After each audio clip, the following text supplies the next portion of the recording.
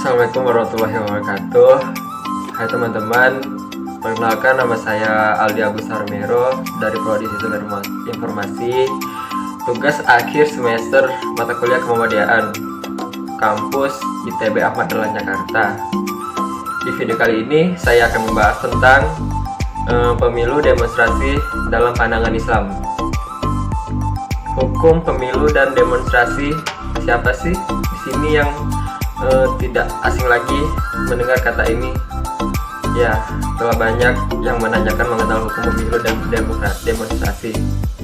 Mengingat kedua perkara ini adalah perkara yang baru muncul saat ini dan diimpor dari non-muslim.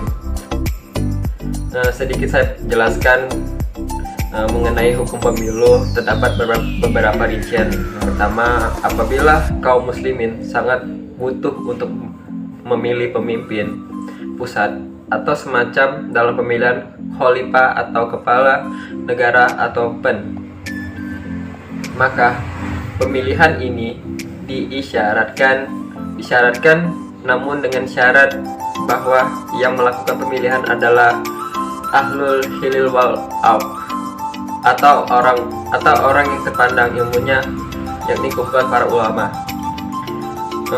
dari umat ini. Sedangkan bagian umat yang lain hanya sekedar mengikuti hasil keputusan mereka. Sebagaimana hal ini pernah terjadi di tengah-tengah para sahabat radhiyallahu anhum, ketika ahlul hili wal aqd di antara mereka memiliki Abu Bakar radhiyallahu anhu atau sebagai pengganti Rasulullah Shallallahu Alaihi Wasallam, dan mereka pun membiat beliau. Bayat ahlul hili wal aqd kepada Abu Bakar inilah yang dianggap sebagai barat dari seluruh umat. Begitu pula Umar bin Khattab radhiyallahu anhu menyerahkan pemilihan imam sesudah beliau kepada 6 orang sahabat yang masih hidup di antara 10 orang sahabat yang dikabarkan masuk surga. Akhirnya pilihan mereka jatuh pada Utsman bin Affan radhiyallahu anhu. Kemudian mereka pun membiat Utsman. Bayat mereka ini dinilai sebagai bayat dari seluruh umat. Dan yang kedua, adapun untuk pengangkatan pemimpin di daerah atau semacam dalam pemilihan gubernur, bupati, dan lurah atau pen, maka itu wewenang kepala negara atau uli amri.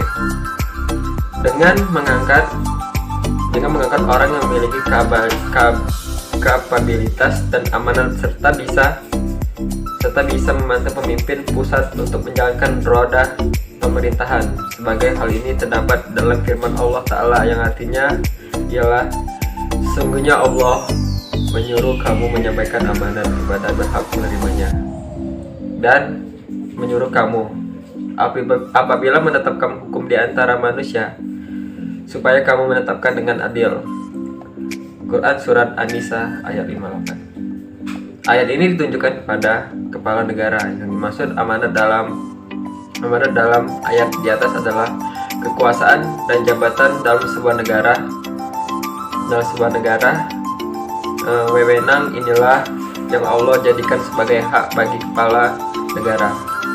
Kemudian kepala negara tersebut menunaikannya dengan cara memilih orang yang capable atau memilih kemampuan dan amanat untuk menduduki jabatan tersebut.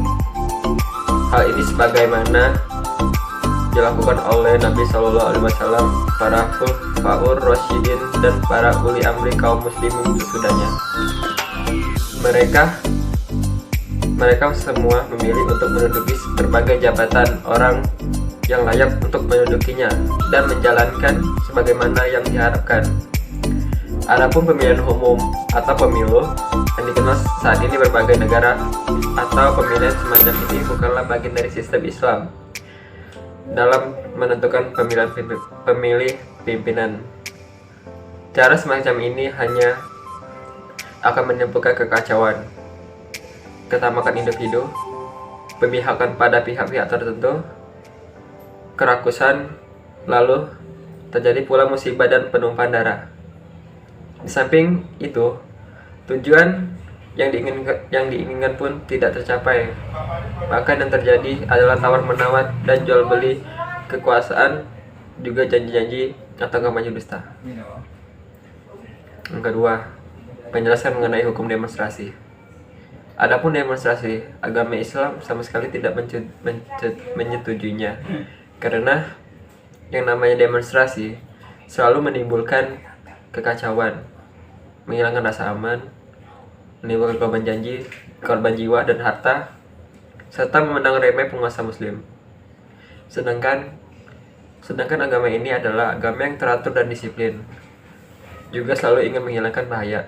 Lebih parah lagi, jika masjid dijadikan tempat bertolak menuju lokasi demonstrasi dan pendudukan fasilitas publik, maka ini akan mendapat kerusakan, melecehkan masjid, menghilangkan kemuliaan masjid, menakut-nakuti orang yang sholat dan berzikir pada Allah di dalamnya.